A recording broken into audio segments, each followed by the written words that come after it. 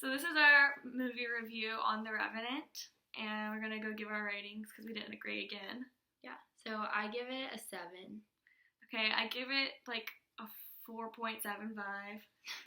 Very specific. You've changed your mind 3 times. Yeah. I give it also a 7. So I'll start by saying why I thought it was awful. And I thought it was awful because the whole thing was so unbelievably unrealistic. Like, everything that he went through in this journey to find revenge is literally impossible to survive. Like, he survived. He didn't have hypothermia. He didn't have frostbite. He didn't break a bone. he fell off a cliff and didn't break a bone while this horse was literally demolished. So dead. Yeah. And he was left for dead in a dirt hole. Like, none of this was realistic. And I think that made it very unbelievable. And although it was like, I'd say it had a very good meaning and point at the end, it was just too hard for me to believe to think it was a good movie. It kind of reminded me of one of those I Shouldn't Be Alive, like, TV shows. Yeah, he shouldn't be alive. Like, where they, like, are stranded out in the wilderness. But then in real life, like, they obviously have frostbite and they obviously have, like, real issues that they, like, it was just really over dramatized in a way that made it, like, I'm gonna roll my eyes now. It's not that good. Like, it's not believable enough for me even to follow the plot. Yeah. One of the things that I did like, though, is, like, I thought that it was really long, but I was more engaged than I thought it was gonna be. Like, even if it was the stuff, like, when he does, like, cut open the horse and, like, get in it, and it was, like, really gross and repulsive, like, it held my attention because I was just, like, you can't look away. Yeah, kind of, like, blown away by what's happening. And, like, when he starts to, like, get out of that hole and, like, he's, like, kind of, like, starting his path to try and, like, catch up to them and be able to, like, walk and whatever again, there were a lot of scenes where it wouldn't have any music, and so, like, the cinematography in those where it was, like, focusing on, like, his breathing and just, like, super close on his face. Yeah. I don't know. I thought that those were...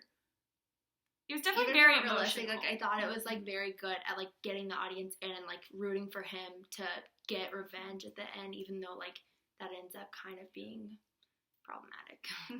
I kind of saw that, like, he was supposed to be portrayed as the protagonist, but he wasn't, like, the hero, and, like, you want him to be, like, catch up to Fitzgerald, and you want him to, like, do good things, but, like, obviously he doesn't, and I think, like, there's some foreshadowing there when Pawnee has a sign, and it says, we are all savages, and that might be foreshadowing to say, like, that he's not going to end up, like, good in the end, and, like, all of us are capable, like, all humans are capable of doing bad things in extreme situations like him. Like, if it were us, like, stranded in the wilderness after having, like, seen our son get killed, it's just, like, I don't think we would necessarily be good and be moral in that situation. And I think the scene where he sleeps in the horse and he, like, sleeps in the horse naked, first of all, and then, like, emerges in the morning is, like, a rebirth into, like, from being the, like,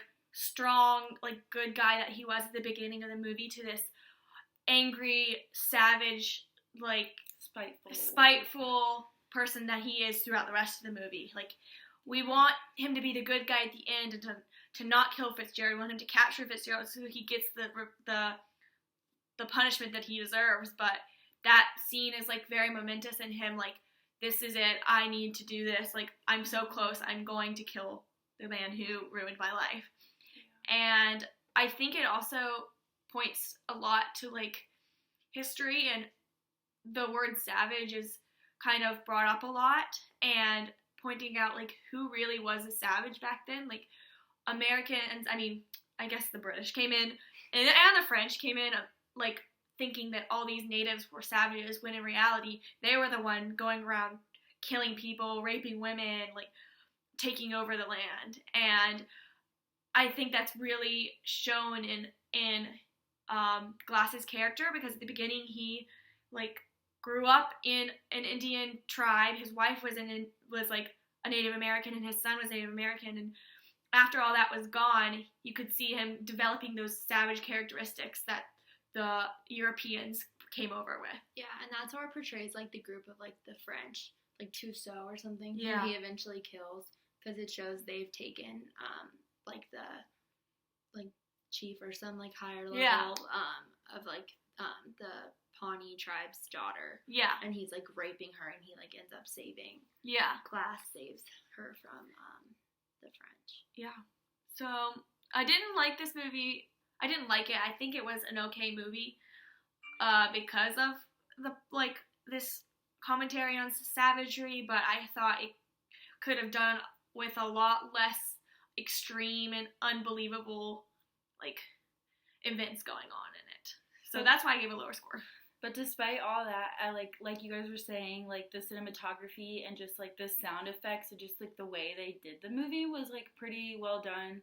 Like obviously you could tell that the bear was like CGI and like very not realistic, but like I mean, compared to a movie that would have come out like years ago, like that probably wouldn't have been possible. Yeah. So I really like how they like focused in and like made you like see it from like Leonardo DiCaprio's character's perspective, like with all the sounds and his breathing and everything.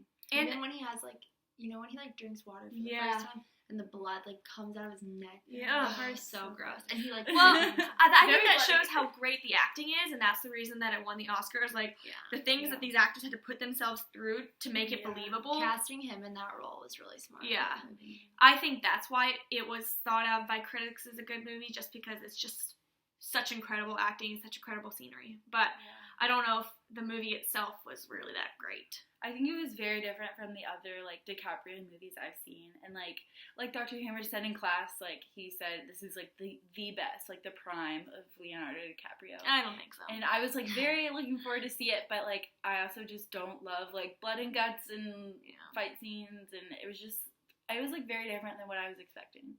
But I'm glad I watched it. I don't know if I'll watch it again.